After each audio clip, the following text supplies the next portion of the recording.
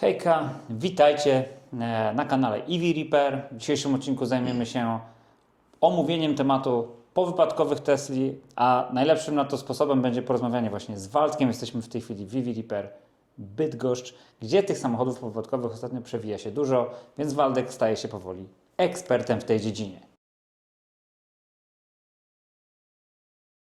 Waldek, przede wszystkim siemanko. Dzięki, że zgodziłeś się wystąpić i cieszę się, że mogłem Cię odwiedzić. Zawsze lubię tutaj przyjeżdżać, bo masz naprawdę fajnie zorganizowaną lokalizację. Też bardzo optymalną pod względem wielkości. Masz nawet rolki. W ogóle testowałeś kiedyś testy na rolkach? Nie, jeszcze nie. A weź testuj. No, Bo wszyscy mnie pytają, powiem Ci szczerze, wielu ludzi zaczepia mnie i pyta, jak Tesla wychodzi właśnie na takim teście. Ja w sumie nie jestem w stanie się wypowiedzieć. Ja zawsze mówię, że prawdopodobnie wyglądałoby to tak, że to by było tak, prosto i później w dół. Nie, to będzie do góry i na dół na pewno. A po prostu w ten sposób. Tak jest. Okej, czyli nie będzie takiej stałej Nie. na przykład gdzieś Nie. tam, nie? Na pewno nie. Bo stała to by był stały moment obrotowy, a tu nie ma stałego. Nie ma. Spadnie. Spadnie. No dobra, to zrób kiedyś test. Dobrze. Tak z ciekawości obiecuję Wam, Waldek mam nadzieję też obiecuje, że dokonamy takiego testu. Pokażę też Wam przebitki. U Waldka w tej chwili są 3 samochody powypadkowe. Waldek trochę się, można powiedzieć, wyspecjalizował w obsłudze właśnie samochodów powypadkowych, szczególnie tych sprowadzanych z Europy, czyli w zasadzie takich, które my rekomendujemy, jeżeli już szukacie jakichś oszczędności w zakupie Tesli czy samochodu elektrycznego. Chyba tutaj w szczególności mówimy o Tesli. To chyba możemy rekomendować samochody powypadkowe ściągane z Europy. Zdecydowanie, z zachodu. Mhm. Do Ciebie trafia bardziej Francja, czy... Teraz zdecydowanie najwięcej jest francuskich aut. Okej. Dlaczego? Dlatego, że są tańsze, czy... Pewnie tak. Pewnie Okej. tańsze, na pewno dużo tańsze niż w Niemczech są i w Belgii. Okej. No, jak ja obserwuję rynek używanych samochodów Tesli używanych, ja osobiście kupowałem z reguły z rynku holenderskiego lub niemieckiego, bo tam ludzie mają dosyć taką obyczajność dbania o samochody i te samochody przyjeżdżają z reguły w dobrym stanie, nawet jak są uderzone.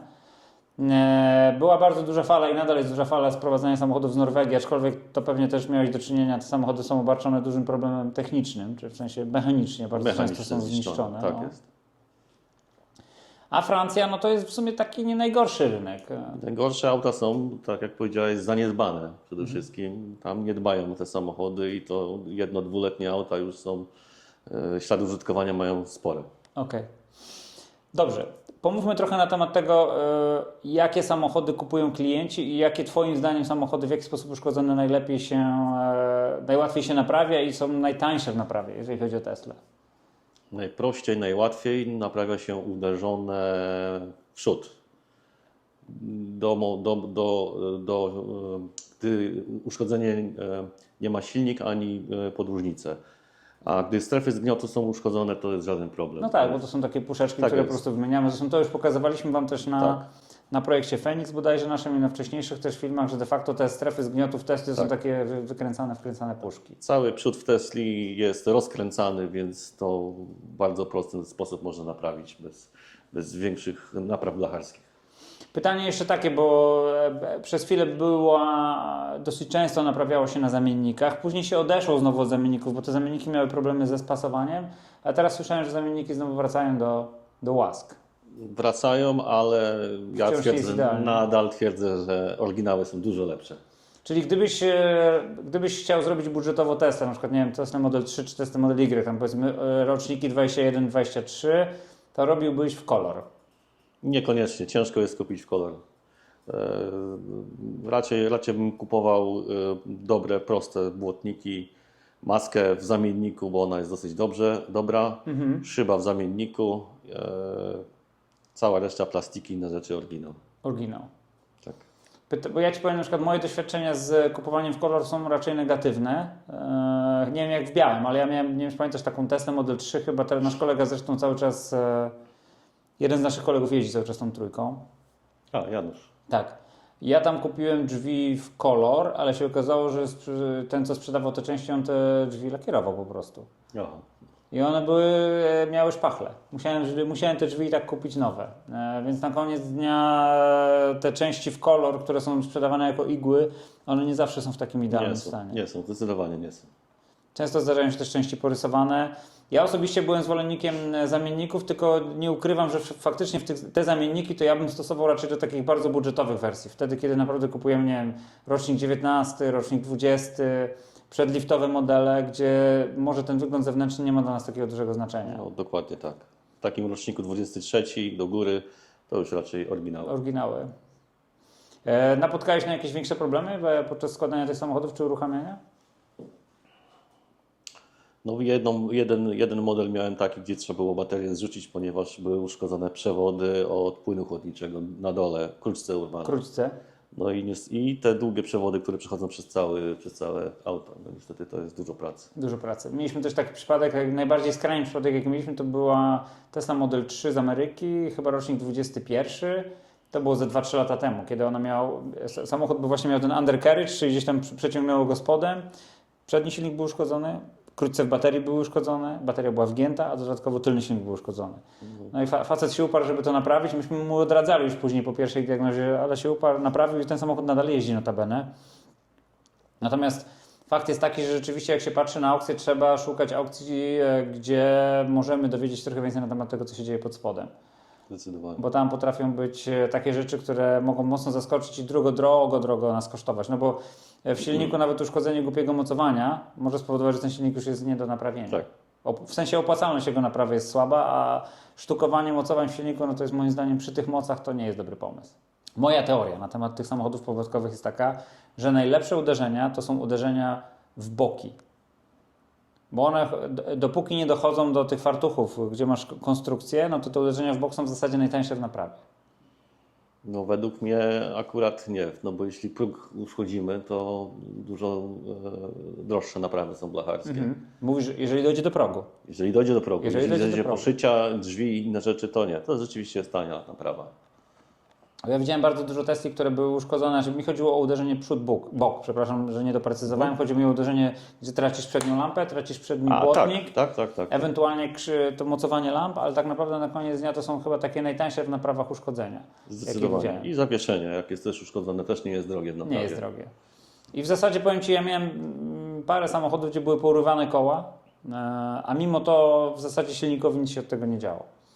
Mało tego, miałem nawet raz taki samochód, gdzie półoś była urwana, czyli wystawała sama część półosi z wielowypustem i mimo to w silniku nic się nie wydarzyło. Mocowania silnika wszystkie były ok, silnik był sprawny, samochód po założeniu prawidłowej półosi zawieszenia geometria miała jakby w 100%. Czy zdarzyły Ci się takie przypadki, gdzie naprawa była nieopłacalna? Jeszcze takiego nie miałem. Czyli ci ludzie, którzy przychodzą do Ciebie samochody, wiedzą, co robią? Tak, i te samochody jeżdżą. Okay.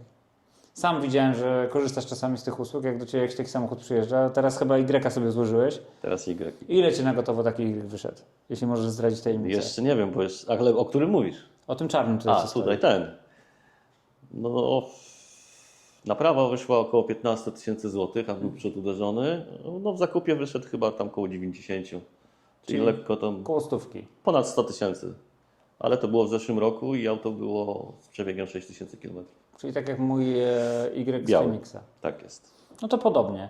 Czyli generalnie, jeżeli nie mamy, bo trzeba by też chyba zdefiniować jakby klienta pod takie samochody, bo to jest dosyć ważne, żeby pamiętać o tym, że jeżeli jest wystrzelony moduł poduszek lub cokolwiek w poduszkach jest wystrzelone, no to wtedy ten samochód od razu dostaje stygmę. Tak. I nie ma sensu już jechać do Tesli na naprawy gwarancyjne potem. Więc musimy wiedzieć, że ten samochód, mimo że ma przebieg tam 5000, został naprawiony zgodnie ze sztuką, wszystko ma prawidłowo zaprogramowane, on już w Tesli nie będzie honorowana jego gwarancja. Tak jest. I to musimy wiedzieć, natomiast z drugiej strony jesteśmy w stanie zaoszczędzić dosyć istotne pieniądze. W sumie ostatnio się nie orientowałem, ile kosztują takie Y, na przykład tam, nie wiem, 23-24 rok. Patrzyłeś może na ceny, jak to wygląda? Używane? No tak od 110-120 wzwyż. Czyli oszczędność nie jest taka wcale gigantyczna. Nie, teraz nie. Przedtem była, bo w zeszłym roku to kosztowały takie od 160. Dobrze, czyli musimy odnieść One to do tej będzie. ceny z zeszłego roku. Tak. Czyli powiedzmy, że oszczędność jest w granicach 30 000 złotych. Ale dzisiejszy uszkodzony Y23 w przód może kosztować między 50 a 70 000 złotych. Okej, plus Tak, naprawa. i tak kosztują. Czyli naprawa, powiedzmy, 2 dychy i mamy 3 dychy w kieszeni. Z jakiegoś powodu te samochody dostały taki tytuł w ubezpieczalniach, z jakiegoś powodu są sprzedawane, no po prostu wziąć pod uwagę, gdyby ten samochód przechodził przez normalną procedurę naprawy w Tesli, nawet przez body shop, wziąć pod uwagę koszt roboczo-godziny, wziąć pod uwagę koszt nowych części Tak. oryginalnych, no to ta opłacalność naprawy byłaby żadna. Natomiast u nas na naszym rynku możemy posługiwać się rynkiem części używanych, możemy posługiwać się rynkiem zamienników i koszt roboczo-godziny jednak jest stosunkowo niższy w relacji do tego, co jest w Europie Zachodniej. Więc stąd te naprawy stają się opłacalne i rzeczywiście, jeżeli ktoś chce mieć Teslę, marzy o Tesli, nie chce brać kredytu, nie chce brać leasingu i chce zaoszczędzić 20-30 tysięcy, no to może być dobry wybór, tylko musi pamiętać, że z tym samochodem żeni się przynajmniej na 2-3 lata. Tak jest. I nie ma gwarancji. I nie ma gwarancji, będzie mu ciężko ten samochód sprzedać. Dokładnie. Tak, no bo pamiętajcie też, że historię serwisową tego samochodu Tesla ma. Na życzenie użytkownika, który kupił od Was ten samochód Tesla, tą historię serwisową może podać. Mało tego, jeżeli taki samochód pojedzie do serwisu Tesli i klient będzie się domagał na przykład naprawy gwarancyjnej, to Tesla może podjąć decyzję o wpisaniu tego samochodu na czarną listę. Więc dlatego musicie w sposób jasny i otwarty mówić, że ten samochód ma taką, a nie inną historię, żeby klient nie był rozczarowany i nie miał też jeszcze większych problemów. Tak. Że musi zapłacić za usługę. Że musi zapłacić za jakąś usługę, na przykład nie wiem, high voltage test. Cokolwiek, nie? Jak naprawią, to już wtedy mogą wystawić fakturę naprawy, bo gwarancji nie ma. Teraz jeszcze tylko tak odniosę się trochę do tego, no bo te samochody, ile lat już naprawiasz te samochody z nami? 3 lata? Ponad 3 lata. Ponad 3 lata. Tak jest. Ile się przewinęło? Ponad 100 będzie? Ponad 100. Ponad 100 samochodów. No i superowo. Ostatnio widzę bardzo mocno masz takie jakby przyspieszenie, w sensie dosyć sporo tych samochodów do Ciebie trafia. Ponadto wracając odchodząc trochę od tematu tych samochodów powypadkowych, miałeś też dużo takich fajnych projektów. Wiem, że obsługujesz tutaj lokalnie chyba Urząd Miasta? No w tym momencie akurat mam auto z uczelni bydgoskiej, gdzie posiadają elektryczny samochód na stanie i go muszą mieć i naprawiamy te auta. Mówisz, i to są jakieś specyficzne baterie, z tego co pamiętam. Wiem, że tam napotkałeś jakieś problemy z naprawą tych baterii.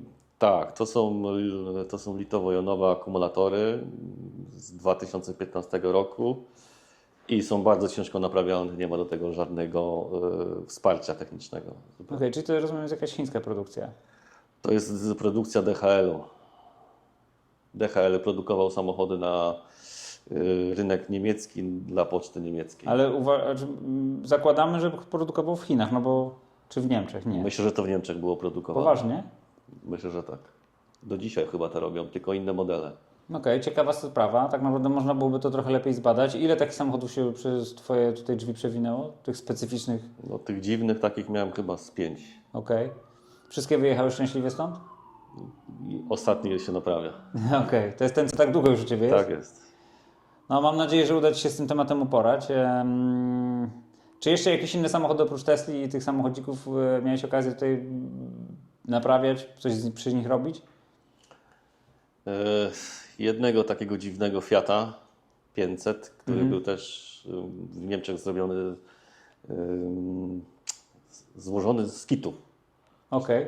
Czyli ktoś dołożył sobie silnik, baterię, poskładał to i to jeździło, aczkolwiek bateria też litowo-jonowa umarła i już nie była opłacalna naprawa. Okej. No to się zdarza i to jest jeszcze jedna rzecz, na którą musicie zwrócić uwagę, kupując szczególnie bardzo stare samochody elektryczne, że jeszcze nie ma na tą chwilę dostępnych takich kitów naprawczych. To, o czym Waldek powiedział trochę po części, na co ja liczę, że pojawią się gotowe moduły bateryjne, aftermarketowe, które będziemy mogli wstawiać czy do Tesli, czy do innych samochodów, bo jest dużo samochodów, które są warte tego, żeby zrobić do nich takie baterie, chociażby Trojaczki czy Nissan Leafy. Gdyby się pojawiły fabryczne, wiarygodne, certyfikowane takie moduły bateryjne przez jakiegoś dużego producenta, który przybije na tym pieczątkę, ja nie mówię jakimś tam nie wiem, No, podpisuje się pod. ktoś, kto się podpisuje pod tym, wystawia na to fakturę i bierze za to odpowiedzialność później, no to uważam, że takie coś jest nam potrzebne. I myślę, że na przykład właśnie takie samochody, chociażby jak Nissan Leaf, których gdzieś tam w tym uniwersum Nissana Leafa jest paręset tysięcy dostępnych, no to mógłby być dobrym przyczynkiem do tego, żeby to zrobić, a Tesla no to już w ogóle. Gdyby komuś się udało takie, nawet tej samej wielkości, wiesz, pakiety bateryjne stworzyć, żebyśmy mogli je podmieniać w tych samochodach, no to byłoby po prostu rewelacyjnie. No bo naprawiać w trójkach nie idzie tak naprawdę. Idzie, no wiesz, jest słabo. daję przykład ostatni Andrzeja. Andrzej się uparł, naprawił baterię, No dobra. my umiemy te baterie naprawiać, są do tego maszyny, żeby to naprawiać, balansery, ładowarki, rozładowywarki, ale na koniec dnia jak sobie podliczysz koszty roboczo-godziny, no to nikt za to nie zapłaci po No prostu. na pewno nie. Nikt za to nie zapłaci, trzeba być, ten samochód musi mieć jakąś ultra wielką wartość sentymentalną, żeby chcieć go naprawić. Więc na tą chwilę, patrząc nawet na ten ciągle rosnące ceny jednak używanych baterii, to wciąż bardziej opłaca się kupić baterię używaną, niż baterię naprawiać. Najzwyczajniej w Tak świecie. jest. Panasoniki duże long range zamienia się na LG-ki, to jest najlepsza rekomendacja, a te stare, małe Panasoniki do tych samochodów tylnonapędowych najlepiej zamienić jest na LFP, 60 Czyli to nowszą kWh. baterię. Tak. Taki mamy plan. Na początku chcieliśmy wsadzić baterię z long range'a do naszej właśnie do Fenixa. Fenix cały czas jeździ, bateria jest cały czas w dobrym stanie. Natomiast prawdopodobnie zmienimy na LFP. LFP. Tak, bo to wydłuży trochę zasięg, tam będzie parę kilowatogodzin więcej, a przy okazji jakiś ciekawy content dla naszych widzów się pojawi. Dokładnie. Ile teraz masz Tesli, Waldek, w ogóle? Swoich 3. 3 Tesle. Teraz są 3. 3 Tesle. Trójkę, 2 Y I 2 Y. i 2 Y. I to jest czarny Y, czarna trójka? Nie, czarny, biała trójka. Czarny Y, niebieska trójka, białą sprzedałem. A, czyli to będzie 4 Tesla twoja. A ogólnie 4. 4. No jak ci się jeździ tymi samochodami? No dobrze. Przyzwyczaiłeś się. No teraz masz tutaj Zdecydowanie. bardzo blisko niesamowicie duży supercharger. Byłem pierwszy raz właśnie na Odolionie. Tam jest chyba 20 coś stanowisk. 24 Teslowe. 24 Tesla, Tak. a jeszcze widziałem jakieś zielone, to nie wiem. A Greenwaya jest chyba z 8 sztuk. Aha. I jeszcze inne są też obok. No wygląda to imponująco. Nie było dużo samochodów dzisiaj, prawie w ogóle nie było Tam zajętości. tam jest mało zawsze. Ale też koło mnie tutaj niedaleko wybudowali 8 stanowisk Greenwaya 300. To najnowsze. No ciekawe jak Greenway, wiesz co, myślę, że popularność Greenwaya będzie rosła też ze względu, znaczy mam nadzieję, że Greenway w końcu też zmieni politykę cenową, bo na razie była trochę odstraszająca, aczkolwiek jak jeszcze nie było tyle superchargerów Tesli, to ładowałem się na Greenwayu, bo Greenway był lepiej położony, Tak. a na szybkie doładowanie, wiesz tam nie wiem, 10 kWh, no to ta różnica złotówki nie robiła mi tak wiele. No i prawie zawsze działał. Tak. Połączył. A Ionity to czasami... Ionity to zapomnij, a Ionity unikam, Orlenu unikam. No, a Orlen to już w ogóle. Orlen- Spędzone kilkanaście minut na połączenie. Przy okazji, jak jechałem do Ciebie, tu nagrałem też trasę dojazdu z dziesiątki starej, mam nadzieję, która niebawem zmieni się w nową, no to do Ciebie jest bardzo bliziutko. To jest chyba ze 2-3 km? Tutaj? Tak, z dziesiąteczki. Nie, 1800 metrów. 1800, znaczy 2 km. No, 2 km. No to bardzo blisko. Tak. I Dziesiątka, jako szczecinianin mam nadzieję, że dziesiątka zostanie wreszcie Będzie. zrobiona, bo dla Szczecina akurat to jest idealne połączenie z Warszawą tak naprawdę. Nie wiem, czy wiesz, jak się jedzie przez Poznań, to się dokłada 100 km. Jadąc przez Bydgoszcz i Jedynką jest 100 km krócej. Więc jak zrobią kiedyś tą S10, widzę, że tam robią już coś robią. U powoli. nas już robią. Tak, już zaczynają robić. Jak ją zrobią, no to ten dojazd będzie rewelacyjny. Tak. No i wtedy też zyska na tym Piła, która jest taka gdzieś na odludziu. I w Pile będzie supercharger Tesli. Super. Waldek, jeszcze jedna rzecz, o której musimy powiedzieć naszym widzom, a mianowicie przy okazji Ty też masz tutaj u siebie produkty, niektóre nasze i na naszej mapie EV Repair Bydgoszcz będzie oznaczona też jako punkt odbioru. Jest to bardzo ważne, bo niektóre z firm, z którymi współpracujemy, między innymi takie jak Greencell czy takie jak AmperPoint, będą też kierowały Was, jeżeli będziecie mieli potrzebę kupić produkt szybko, będziecie potrzebowali od ręki ładowarkę, przejściówkę, czy nie wiem, jakiś produkt Enhance, to te rzeczy będą dostępne u Waldka w jakiejś tam ograniczonej ilości i będziecie mogli skorzystać i u niego ten produkt odebrać, dotknąć, zobaczyć, porozmawiać na temat tego produktu. Mało tego, Waldek też niektóre z tych produktów używa na co dzień. Na przykład tutaj na zewnątrz ma zamontowaną ładowarkę Greensella, jeżeli dobrze kojarzę. Tak, tak. Z której zresztą moja trójka mój Y Uniper się ładuje. Więc przypominam i zapraszam serdecznie, żeby odwiedzać Waldka. Zawsze Wam chętnie też podpowiem na temat tego, jak uszkodzoną Teslę kupić, bo w tej chwili, jeżeli chodzi o nasze małe EV reparowe z uniwersum, Waldek staje się powoli specjalistą w naprawach Tesli powypadkowych. Jeżeli chcecie cokolwiek zobaczyć, też zapraszam. Jeżeli chcecie naprawić swoją Teslę lub dokonać przeglądu, to też Waldek Wam pomoże. Waldku, bardzo Ci dziękuję za ten materiał.